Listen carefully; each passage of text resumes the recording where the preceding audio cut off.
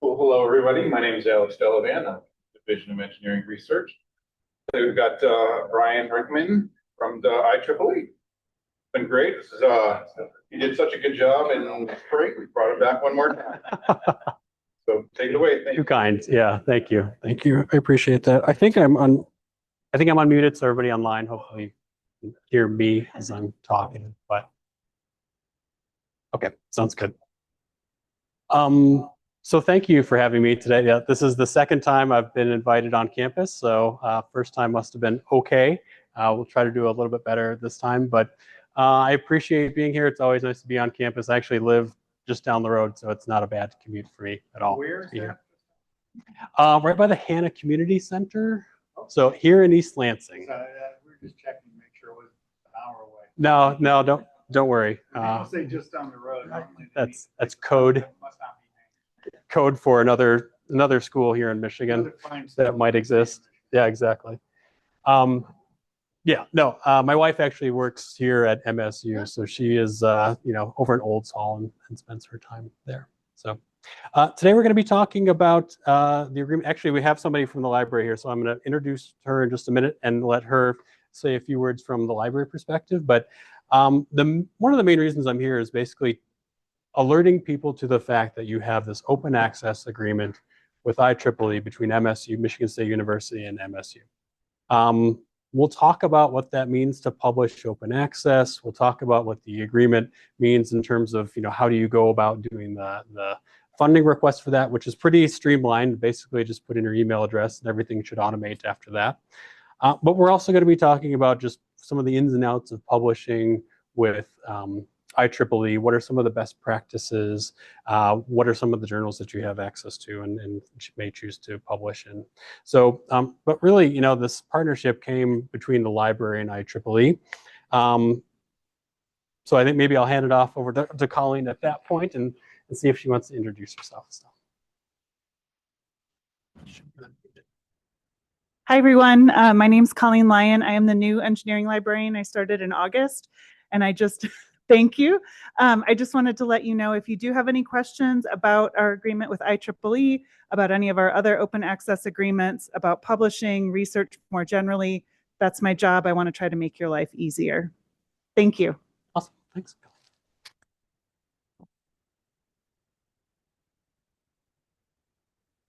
All right, so and we're going to be sending out this slide deck later on as well, so you'll have access to the slides. And if you have any questions, of course, start with Colleen, and she'd be a great resource for you. So we probably won't be able to go through this entire presentation today, but we're going to get through some of it. So we're going to talk about what are some of the publishing choices that you have in terms of the journals, what's our peer review process look like, some of the submission guidelines, tips for promoting your research, and then resources from IEEE. So we actually have something called the IEEE Author Center, which is a free resource out there. I like to say that it's really great for anybody who's interested in scientific publishing. It's not behind a paywall. It's not tied to anything in terms of the library subscription or anything like that. It's just free resources for people who are looking to publish in conferences, for people who are looking to publish in journals and things like that. So we'll see how much we get through today. And of course, if there are any questions that come up throughout the presentation, feel free to people in person, ask away. People who are online, I know we have Angie who's monitoring the chat back there, so please feel free to unmute your microphones or use the chat to ask any questions. All right. So just a little bit about IEEE. I like to start here because most people are familiar with IEEE, but I like to just talk a little bit about who we are as a publishing organization and beyond that as well. We are, of course, a publishing company, so we have celebrated 140 years actually last year. You can still find articles on the Explorer platform going back to 1884. There are things like, what are the merits between one filament in a light bulb and two filaments in a light bulb? So it's kind of some archaic stuff, but interesting from a historical perspective. As technology has sort of expanded leaps and bounds, we too have kept up with that. So we still have our roots in electrical engineering, but now we publish in aerospace, AI, semiconductors, power and energy, sustainability, and many other topics. We like to say pretty much anything that technology touches, we publish on. We're a not-for-profit organization with a mission of advancing technology for humanity. And we're the world's largest technical professional, I've got technical in there twice, technical professional organization, and we just crested 500,000 members around the globe. About 120,000 of those are student members. We actually have an IEEE student chapter here on campus that is, I believe the faculty advisor is Joydeep Mitra, who I met with not too long ago to discuss some opportunities with about their IEEE student chapter. So we're a membership organization. We're a conference organizer. We talked about this in the room a while ago. Our conferences are organized by IEEE volunteers. We're a standards developer. So one of our most famous standards would be the 802.11 standard, which is for Wi-Fi. So how we're connecting over the computer right now. And we're a publisher. So we publish some of the leading journals in the field, conferences, standards, ebooks, and then e-learning courses as well. MSU has access to our platform, IEEE Explore Digital Library. We're actually closer to about 7 million total documents on the platform. They're coming from all those different content types. So the journals, conferences, our standards, and you have access through MSU, and we'll talk a little bit about what you have access to through the subscriptions there. Just a little bit about IEEE publications and our bibliometrics. So how are we sort of ranked, not in comparison with other publishers, but just more in terms of how are our journals, how do they fit into your particular field of interest? So we use something called the Journal Citation Report from Clarivate Analytics, who looks at site, and also the site score coming from Scopus. So these are different ways that we can measure the impact that our journals are having in a particular field. I won't spend too long on these slides. We'll make sure that the slide deck is distributed after, so you can take a look at some of the definitions and some of the rankings of our particular journals here. But when we're looking at sort of the quality of journals that you have access to, not only to use in order to inform yourself of your own work, where you can publish with IEEE as well.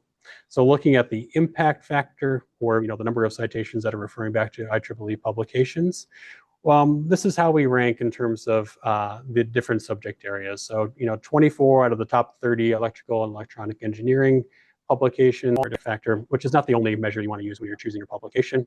We're also number 1 and number 2 in several different areas. So as we're looking at that journal impact factor, the JIF that's listed there, number 1 in telecommunications with a particular journal, and number 2 in terms of electrical engineering for the proceedings of the IEEE. When we're talking about journal quartiles, so top quartile being the most impactful, most important journals in a particular field. That very top, that represents about 68% of the journals that are in that very top quartile are from IEEE. As you go down, telecommunications is something like 76% of the telecommunication journals in the top quartile are from IEEE as a publisher. As you go down, you can get a sense of the impact that IEEE publications have in a particular field as well. So this is just going to show that when people are doing their own research, they're citing back to IEEE publications as some of the most important publications that they'll find in their particular field. Another measurement would be the eigenfactor. Eigenfactor, when we factor that in, is looking at what are some of the most important IEEE journals out there. IEEE Access, that's sort of our gold open access standard journal out there. So it's multidisciplinary. It is open to anybody to read. It's one of the gold OA journals that's available out there. We'll talk a little bit more about that later on as well. All those measurements you can find coming from the IEEE Explore platform. We list out the impact factor, the eigenfactor, article influence score, and site score from Scopus, all on our journal homepages. So when you're doing a search across the IEEE Explore Digital Library, each of our journals has its own particular homepage. So this is an example of the IEEE Transactions on Antennas and Propagation. From here, you'll find, all the scores that are listed. You also find the aims and scopes of a particular journal, some of the topics that are published on. You'll also see things like what are the most popular articles coming from this publication from the past 2 years. We list out early access articles as well. So those early access articles are articles that they've been accepted for publication in that journal. They've gone through the peer review process. They're just that the newest issue, the latest issue hasn't been published yet. So we label those as early access. So you still have access to the articles that are going to be published in that upcoming issue. The only difference would be you only have access to the PDF version of that article. Once that issue is officially published, then you get access to the PDF and HTML version of that article as well. Yes. Yeah. What does it mean by the open access for this title? Is that number? Okay. So that's a good question. So the question for people who are online right now, we have outlined in orange on this slide. The open access for this title is, $2,645. So that APC, that article processing charge, is something that we apply to every journal. The hybrid journals all have the same cost. The gold open access journals all have a slightly different cost, but it's the same across the board. So that for this particular title, the APC is listed as that price. Now this is where the agreement comes in with the library, and that the library has prepaid for 60 APCs for the university. 60 papers 60 papers. per month? I wish. A year? For the entire year. Yeah. Does that? 30 papers a year. Billy Shanker's not here. That's good that you hooked up. You would knock off half of them right there. Well, and that's something for the library to negotiate with with us and maybe other publishers later on. So we started with yes. So when you say, what do you mean by hybrid? I don't know. Hybrid meaning. Sure. So from IEEE, we have. I'm jumping ahead in my presentation, but that's okay. We have two. That's true. We need to answer these questions right away. So we have about 210. I think we added 2 more this year so far.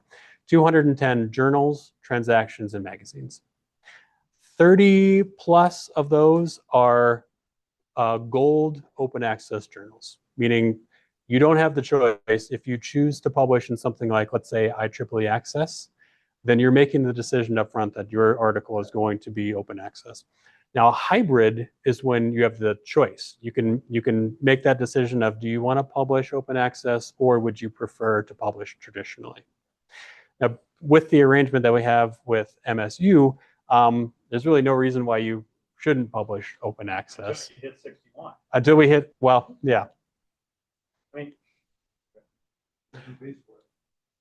So, well, we'll talk about that. So far this year, I actually just checked this morning. You had used 36 APCs with 24 remaining. I hope I'm doing the math correctly on that. We have just one paper accepted. Okay, so that it's pretty up to, so in terms of if it's accepted and you have chosen to publish open access, then it's pretty immediate deducting from that particular total. And that's starting from January as well. So, you still have some APCs remaining to use. Using them all, I think, would probably be a good problem for everybody. So yeah. They do. Yes. We have more. We don't have that. Exactly. can So we sell them to others? Do we have access? the highest bidder can, no, just kidding. For those online, just joking. So the APCs do roll over to next year. You do have an additional year to use them. So we don't want to. 2-year life. It's a 2-year lifespan. Gotcha. Yeah. So the agreement started January 1, 2025. You have another, and again, once the APCs hit, 5 remaining, your librarians will be alerted that there is, low APCs, and it will be a decision of the library to determine if they're going to purchase more or not. So this would be a situation where you can advocate for that on behalf. And some institutions, they handle these things a little bit differently. Sometimes it's a department who will pick up some of the cost. It really just depends on the university. So it's kind of up to MSU how they're going to handle that. So yes, so we do like to list out the publication fee. And again, not to jump too far ahead, but as you are submitting your articles, we don't, unless it's one of the fully gold open access, one of those 30 open access only journals, it's up to you to determine if you're going to publish open access or not. So once your article is accepted to that publication, you then have the opportunity to say, yes, I would like to use one of the APCs, and that will automatically take care of that APC charge. Yes. So for the first category, gold category, does this MSU agreement also apply, or that is? Yes. Already done? Yep. So the question from the group was, for the gold open access, those 30 plus gold open access, does the APC agreement apply to those as well? And the answer is yes. So, yeah. The only difference is that you're making that distinction right away if you're going to publish open access. I count 45.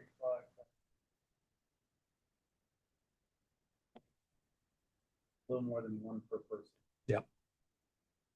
And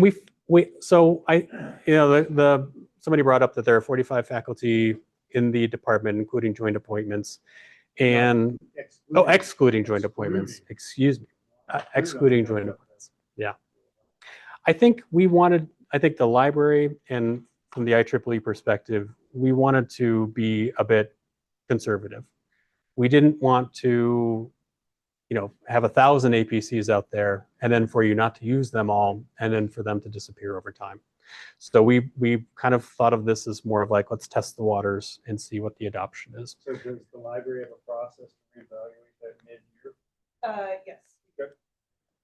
Question on the floor is, does the library have a process to evaluate the open access agreement, not only IEEE, but then I brought up the website out there. Maybe this is a good time. Well, I don't want to jump too far ahead. I'm going to throw my whole presentation off.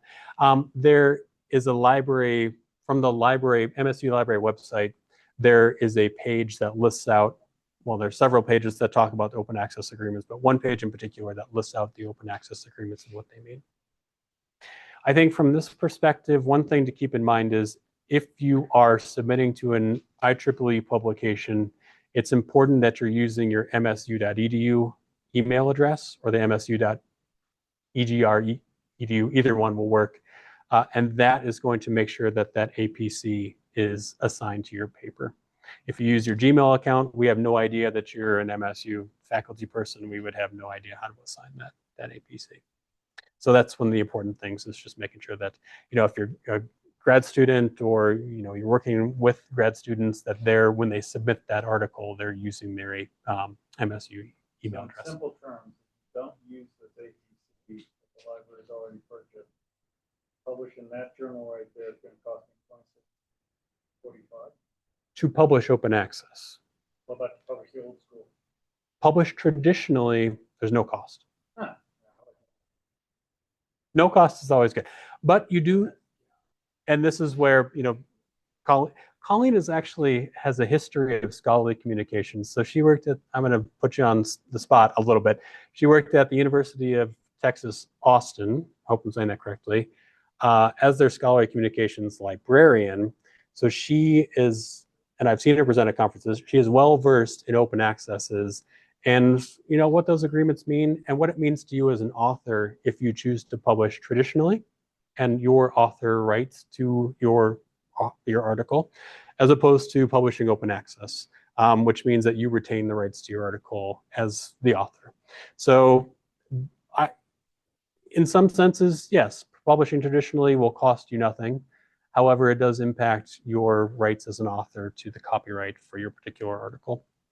So something to keep in mind as you're weighing your options of whether you're going to publish open access or not. And I'm sure Colleen could take this discussion much, much further. And maybe this is something you want to set up with Robert and Alex, is to maybe do an open access discussion at some point. Yes. for instance, you put her on the spot. So can I ask a question if you don't mind? Do we, can we, Do you have a choice? I don't think so. I'm going to hand the microphone over. So my question to Colleen is, the IEEE process seems pretty now straightforward to me. Mhm. Are there other publishers that from like same kind of deal for MSU, Say Wiley. Wiley or IOP? Yeah. Yes, we do have agreements with a lot of other publishers. Off the top of my head, I can't remember if Wiley and IOP are in there, but I would be happy to look that up. And all of them should be relatively automatic. So you use your msu.edu account and it should automatically assign. Yep. Thank you both. Colleen didn't know what she was getting into when she accepted this invitation. I tried to bribe her with lunch, but she did not accept. So yeah, these are excellent questions about the APC process. And so we know in terms of publishing, I don't want to sound too salesman-y when I'm talking about IEEE and APCs, but I can't think of a reason why you wouldn't want to publish open access. 61, I think. Well, all right. So yes, if you get to the point where you're hit 61, then yeah, and maybe looking at that APC, it's a So little bit here's a different. question. Yeah. Does the APC get assigned when I get accepted or when I submit? That's a good question. So the question on the floor is, when is that APC actually assigned to the paper? And I hate to say, but it kind of depends. So if you choose one of those 30 gold open access, then that's when you're saying right away, I'm going to publish open access. You don't have a choice. And that's when you would use the APC, or if you're at 61, you would pay that APC. Yes, when it's accepted. I'm sorry. Yep, when it's accepted. Yeah. So basically, I can go through the review process of 12 to 36 months. Hopefully not. Less than that. And I could be number 61 without. When that drops. So if I'm 61, can I change the free option? You could Well, just, so, the free option is always there. Yep. Like your paper is not going to be accessed by. so the question on the floor is, it takes a while for the review process to happen. And when do you choose that open act? When do you get to, I don't know, how do you say, apply for that APC, right? And what happens if you're number 61 and you no longer have that? Well, there are a couple of safeguards there. So I would say that number one, if you do drop down to 5 APCs remaining, your library is contacted, and at that point, it's not set in stone, so to speak. If you happen to be number 61, hypothetically, and there are no more APCs remaining, you would still like to publish open access, you choose whether you're going to publish open access once your article is accepted. And at that point, we would be able to say, well, okay, if MSU is the library is going to go forward with buying more APCs, we could then, and this happens quite a bit actually, assign an APC or apply an APC to your work. So yeah, there's some wiggle room there, I would say. I think that's the nice thing about being, we're a big publisher, but at the same time, we're kind of a smaller organization where our publications team is relatively small, and we try to work with libraries and universities and corporations and government organizations to make sure that they're getting what they need from IEEE. And I think that's kind of coming from our mandate as a membership organization as well, is that we really want to make sure that we are, we still have sort of a small publisher type feel to us at times. Yeah. Just out of my own curiosity, like MSU offers this option for faculty members. Does MSU also get some discount on the regular subscription from IP? That's a good point. So what is there a cost offset to, let's say, the IEEE Explore Digital Library, and when people do enter into that APC agreement? And there is.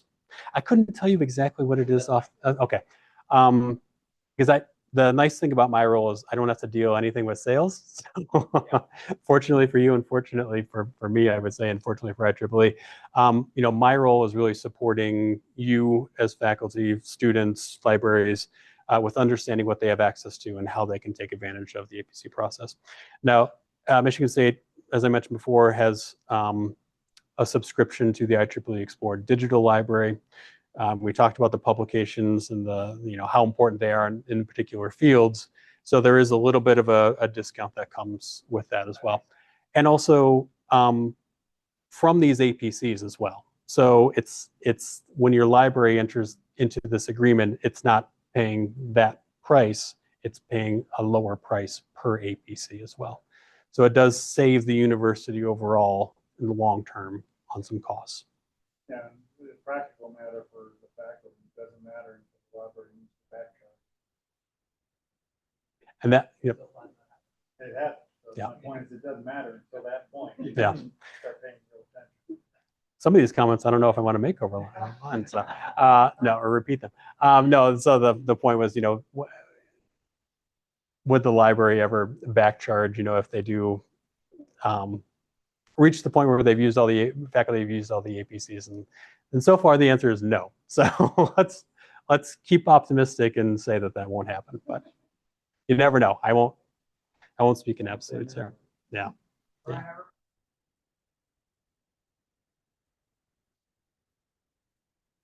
That's correct. Yep. The agreement technically goes from January 1, 2025 to to December 31, 2025. Yeah.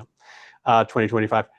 However, you get that additional year to use the remaining APCs. So it's not a hard cutoff January 1. We extend that for another year. And at this point, you've used over half of them. I would say that the initial adoption of using the APCs was a little bit slow. And I would say that's probably because people weren't aware that this agreement, in fact, I can tell you the fundamental reason to have these conversations. Yeah. Okay. So our RPT process values IEEE highly. That fair statement job done. And when faculty want to make sure that these open access quote unquote count in the same way that the traditional ones do. Okay. That's what the faculty really care. Okay. Money. So when it comes to that kind of stuff, we really care about whether it is in the same vein as what we're used to. Okay. So we talked, just to recap for people who are online, discussion in the room is based around the slow adoption at the beginning for using APCs, and concern from the faculty perspective that maybe the open access journals were not as high quality as publishing in a traditional method. I guess you meant the gold open access category. Oh, the gold open The access other ones category. are actually- The other ones, we can't tell No the problem. difference. Yeah. Yeah. Right? Yeah. But the gold ones, are those going to have the same cachet with both the departmental RPT committee? Carl, you've been on the college. Yeah. The college one. Yeah. I mean, that's the point. Anything you got in the college, they can't tell like a hole in the wall. Yeah. So within the college, it's Yeah. somebody like to speak up and say how valuable it is. But the point is, hey, you don't have to pay for it. Sure. We don't go through that in RPT. no, but that's true. Yeah. We are inherently cheap people. Fair? And you're never gonna go through 60. Like, you guys have what, 45 faculty, you said? Yeah. So you should probably, right? But be careful though. Mechanical engineering, civil engineering, chemical engineering, they probably all publishing IEEE. So Yeah, 45 is a very that's conservative the number. issue is if you're in control. So that a little bit of a discussion in the room about RPT, and then the value of open access, gold open access journals versus the hybrid journals, the ones you're familiar with, making sure that those are valuable for Well respected. well within the thank you. committees. Are they? We don't know. Like, for example, IEEE access. Yeah. I would not consider deal. I wouldn't consider that the same as There you go. IEEE transactions on tenants. Well, yep. And then people who are online, you can't see me pointing right now, but when we're talking about IEEE access and how respected it is in terms of your particular field, I'd say the impact factor and the eigenfactor are lower. But they're reaching a huge audience out there as well because they're completely open access. So this is, I think, what we were starting to talk about a little bit earlier in the slides is impact factor, eigenfactor, all these bibliometrics. These metrics are not the only deciding factor out there.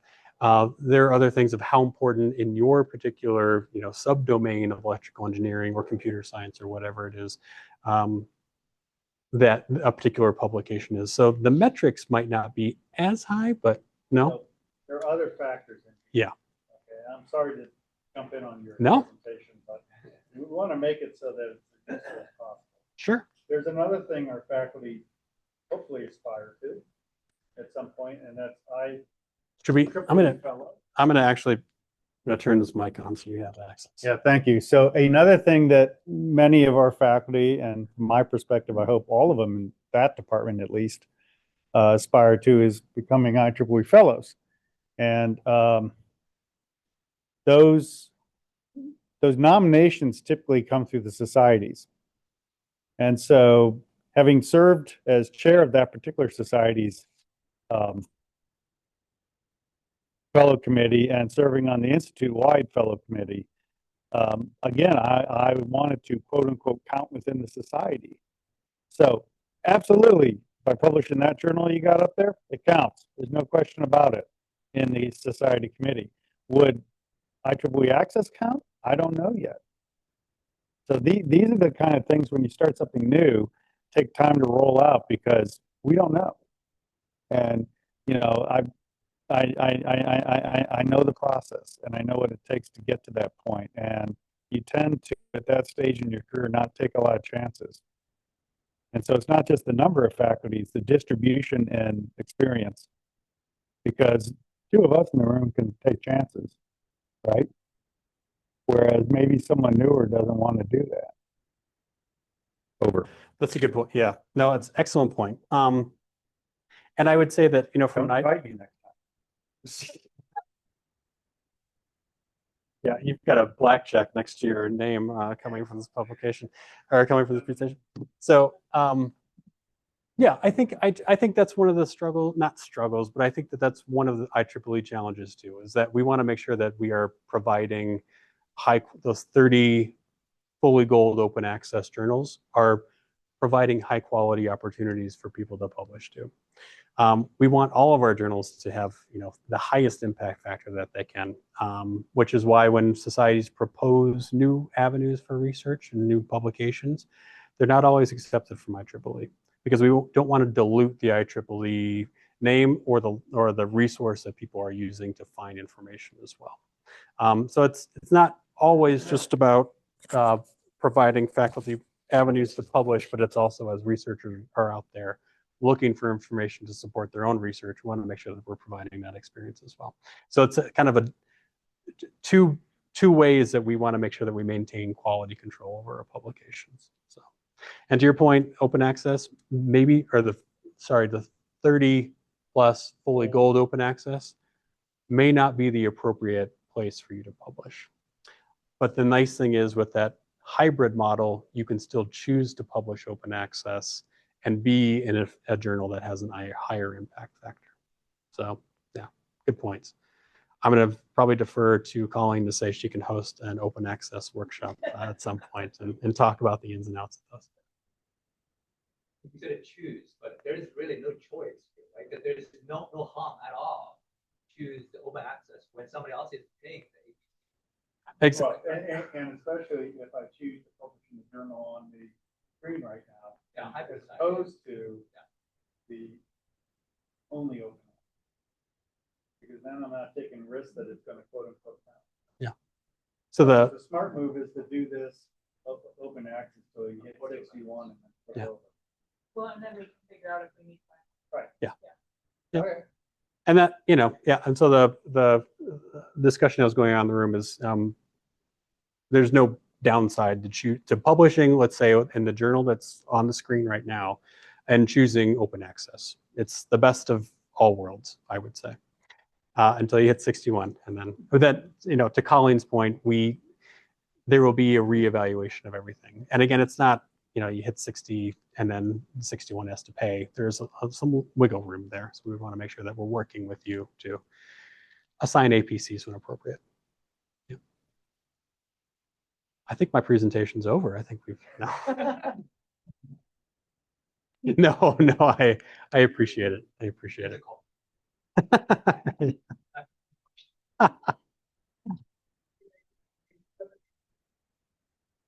Yeah. Oh, And okay. maybe let me just jump out for a second, Ezra, because actually this was perfect timing, as it does get into where I did want to talk about MSU and the open access agreement. So apologies to people who in the room, but also online for the slightly smaller screen here. But from the IEEE website, actually IEEE Open, this is going to point out our institutional partners. We also start to define open access as well. But I think at this point, it might be a good segue to just take a look at MSU's pages and the library pages. So how did I get here? So I started with IEEE Open, which is going to list out all the open access agreements we have with government organizations, there's Google, Argonne, MSU, and other academic institutions that we have. This will take you to the specific IEEE page on MSU, and that will link you out to the Michigan State University Libraries page, where you can find out a little bit more. So it's part self-serving, as we want to promote that we do have an access APC agreement with you, but also we want to make sure that people can find out what that open access agreement is with us as well. This is one of the library, excuse the scrolling on the screen. This is from the library, and I'm sure Colleen could send this information. Well, it'll be included. No, I don't have it on the slides. If you wanted to follow up and maybe send something out about these pages, there are several pages on the MSU Library website that provide information about all the open access agreements that are available to you. This one happens to list out, I think, everything here, including subject librarians. So you'll be able to find Colleen Lyon's, Lyon's name out there. Talks about some of the open access projects, the Subscribe to Open initiative that's gaining popularity, open access journal publishing agreements, and that's where the IEEE agreement would fall as well. But this is going to bring out some of the other OA agreements that you have, like ACM, some things that are outside of your subject domain, but then IEEE.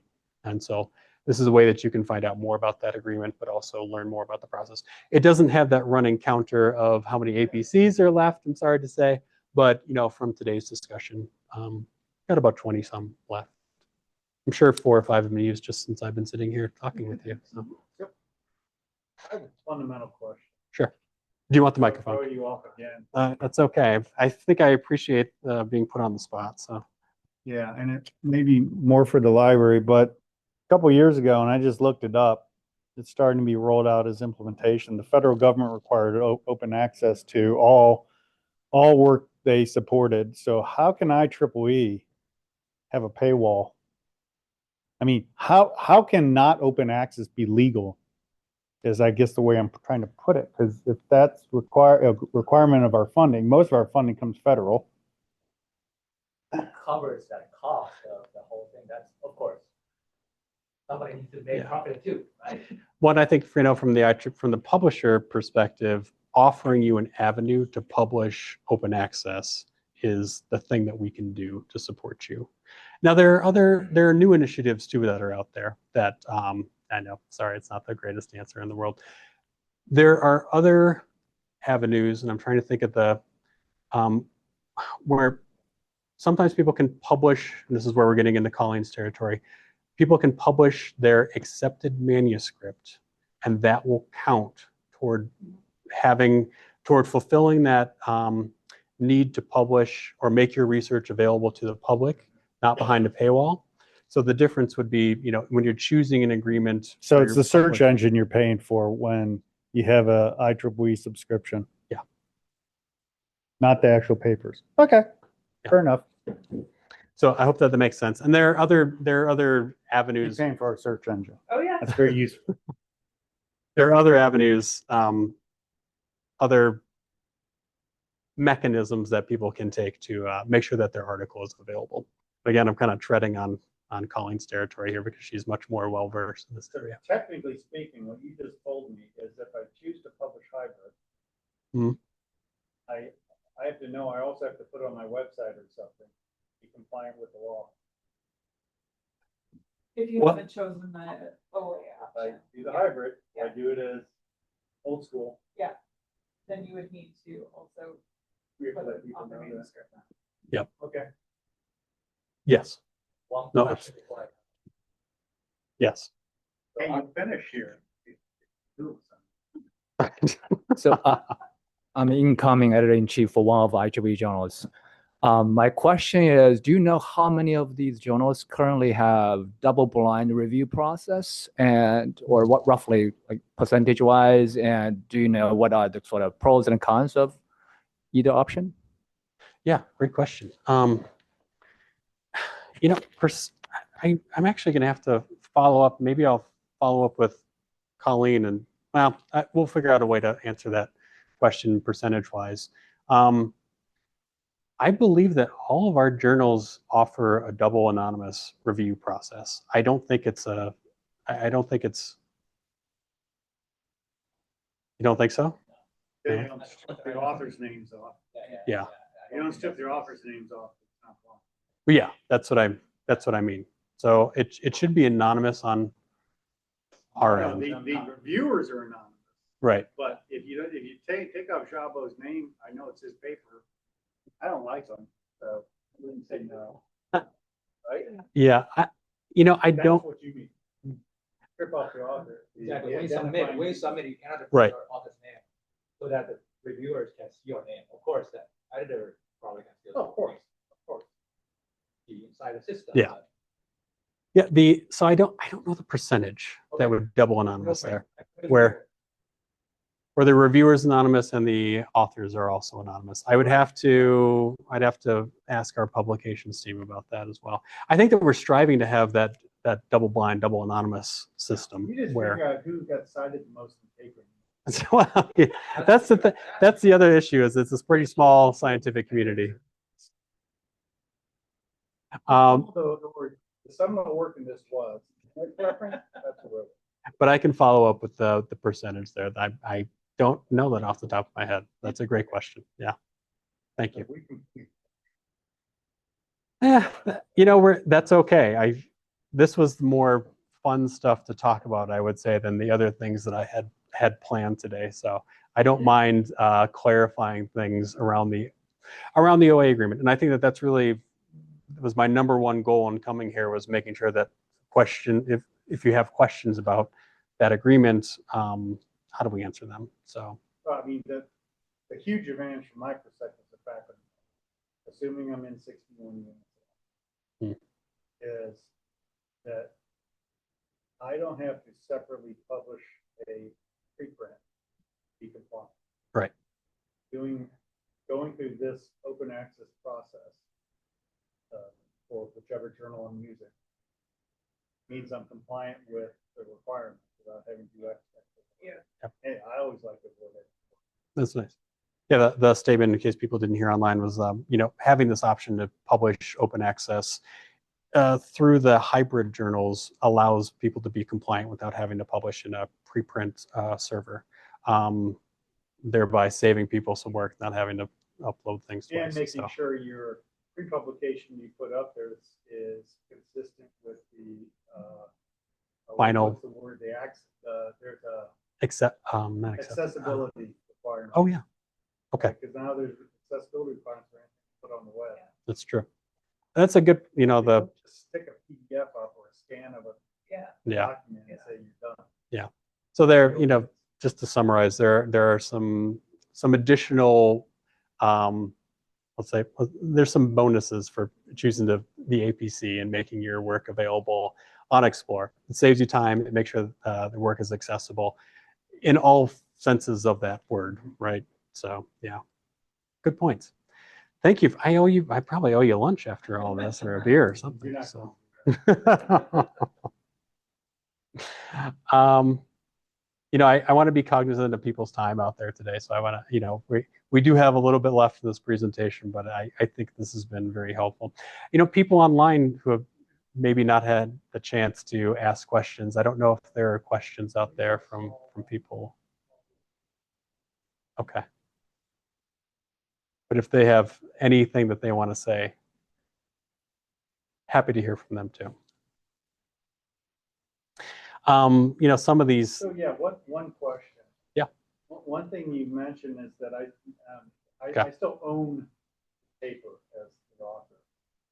When you choose open access, yes. Why would I care about that? What's the pros and cons of still retaining the copyright? Yeah. I can't see what they are. This is where Colleen can jump into. Yeah, sure did.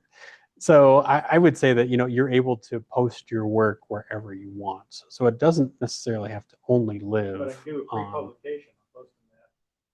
anywhere you want anyway. Yeah. Yeah. Well. Be compliant with the law. I'm doing that. Yeah.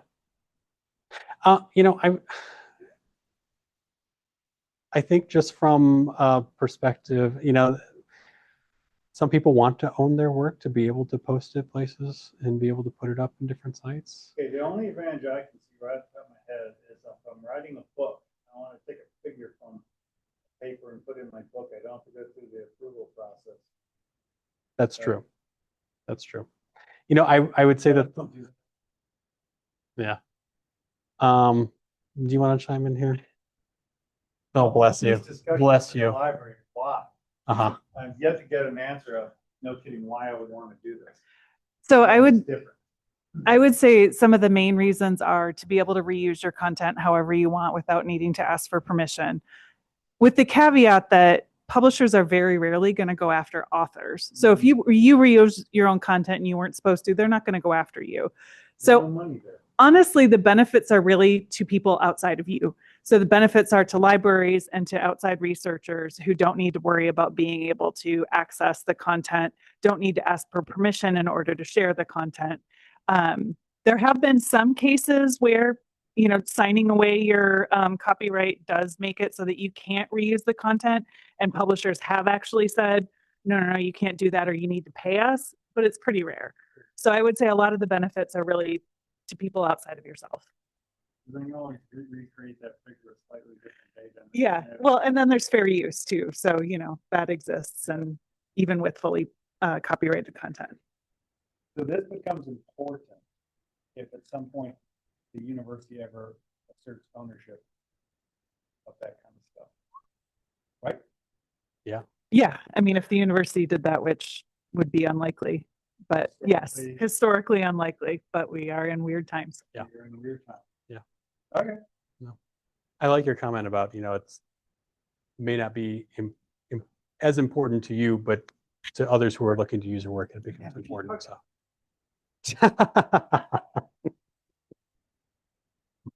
Makes sense. No.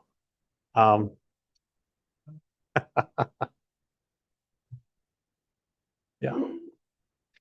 So, all right. So thank you for bringing up all of these points, I would say. And Colleen, thank you for being here to answer some of these more esoteric questions as well.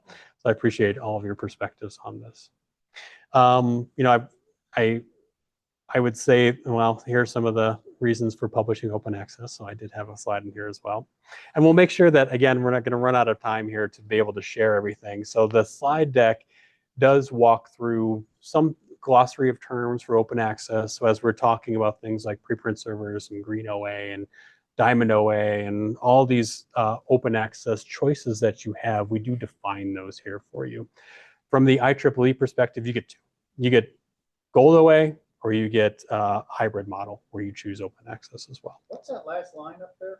The author retains the copyright with the CC BY or the CC BY NC. So non-commercial and non-derivative. So people can't. So you could at CC BY would be the most open license that's available. So you saying like anybody can use it for whatever they want. The last one, CC BY and CND, would be saying that you can use my work, but I don't want you to, use it commercially, and I don't really want you to have a derivative of it. I don't want you to take it and like change it slightly and make it your own. So it's a slightly narrower scope for that. And Colleen, correct me if I'm wrong in any of that. Yeah. I think I'm doing okay with my quiz today. I don't know, not sure.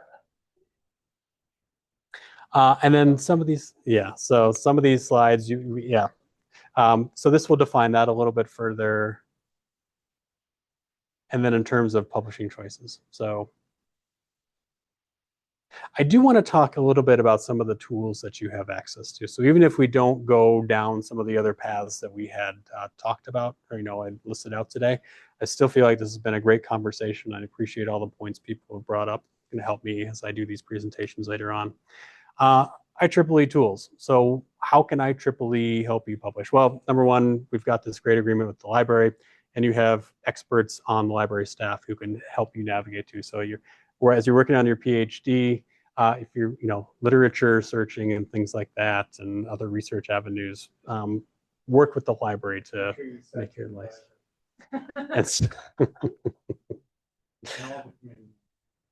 From an IEEE tools perspective, I do like to point out that we do have, I mentioned this earlier, the author center that's available to anybody, and it's not behind any sort of paywall. So here it is.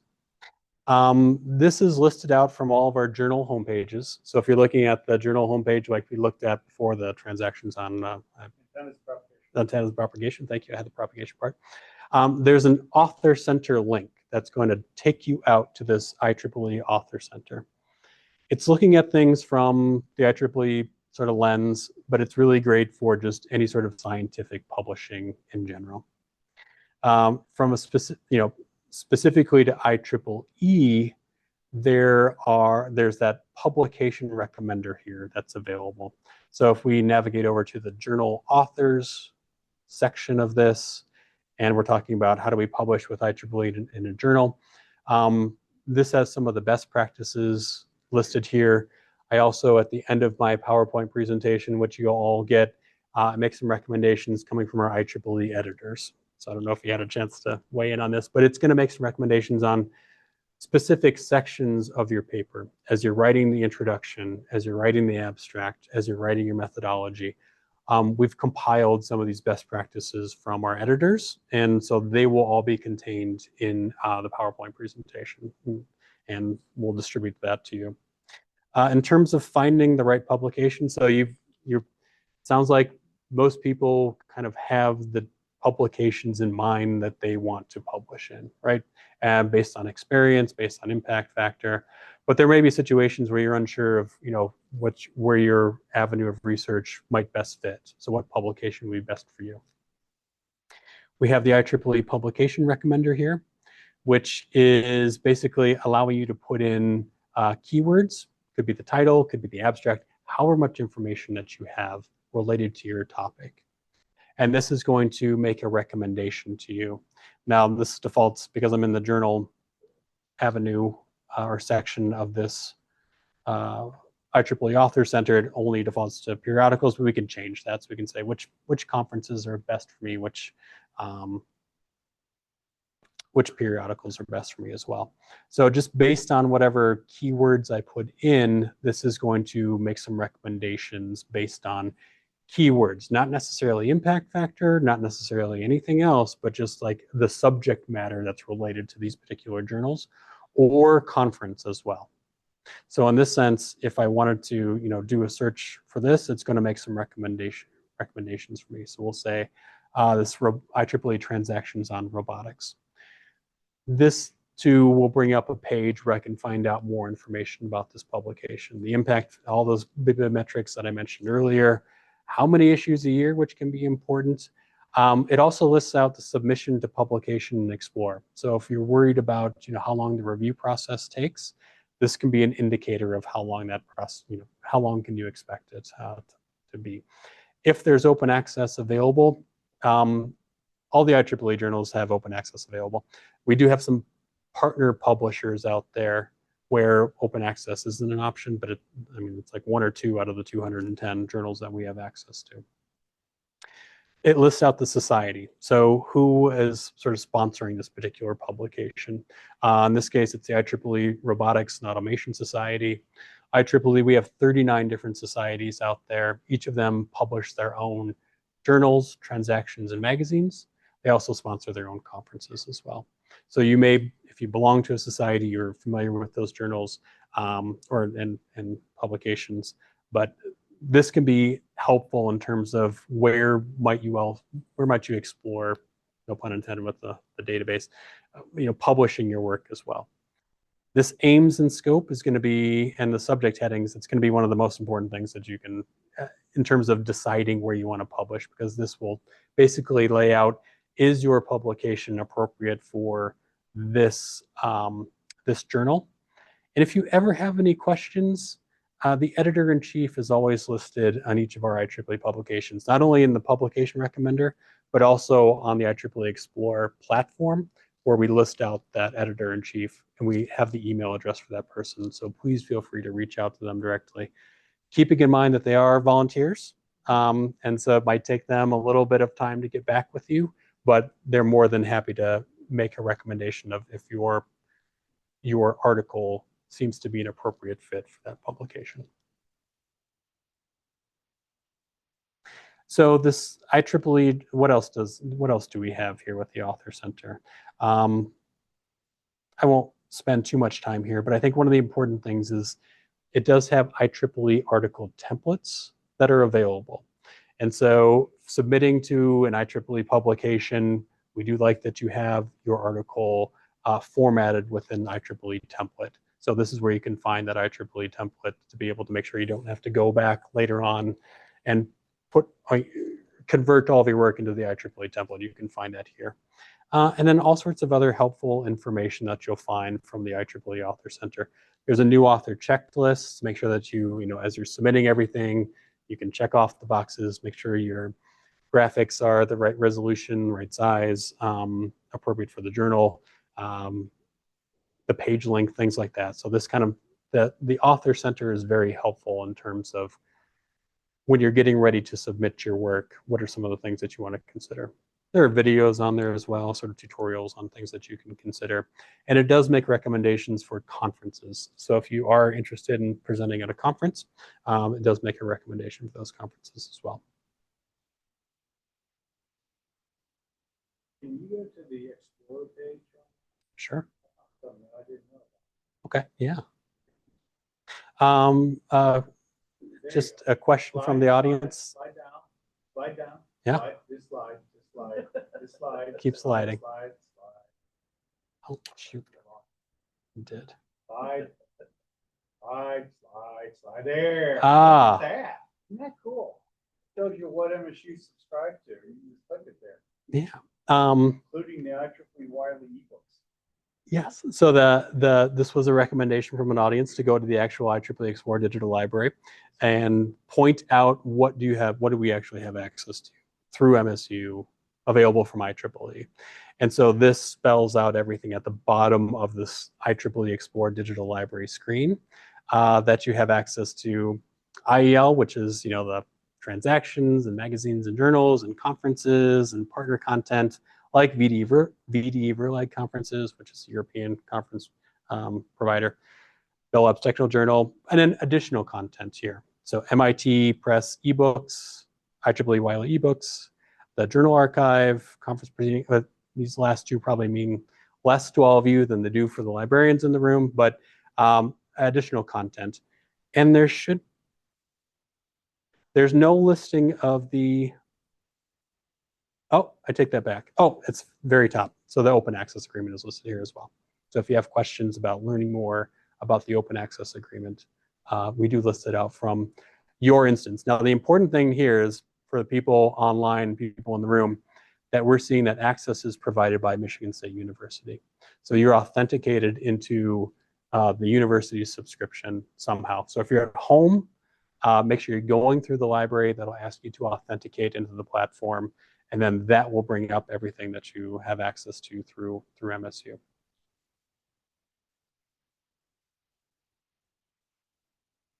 And as you can see, we're rapidly approaching, I was hoping we would hit 7 million by the time I did this presentation, but we're just a little bit shy. We do, a little short.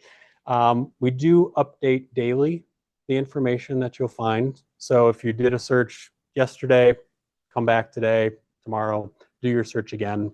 And there are ways that you can actually automate some of that process through the platform to be notified when there's new content that's available to you. So yeah, this is sort of our platform where you can go to research and find information. So you can download the book I co-authored for free. Exactly. Everybody, No money. just fame and notoriety. Yeah. Good. Yeah. So yes, I encourage you to take a look at the, of course I want you to take a look at the IEEE Explore platform. Probably have people who are listed one of our featured authors here any day now coming up from MSU. So keep that in mind. But again, through this platform, you have access to those 210 journals, transactions, and magazines, and 2,000 conferences that take place annually. So if you're looking for the most recent content that's available on a particular topic, this would be one of the places I would recommend going to search for your topic and looking for information up there.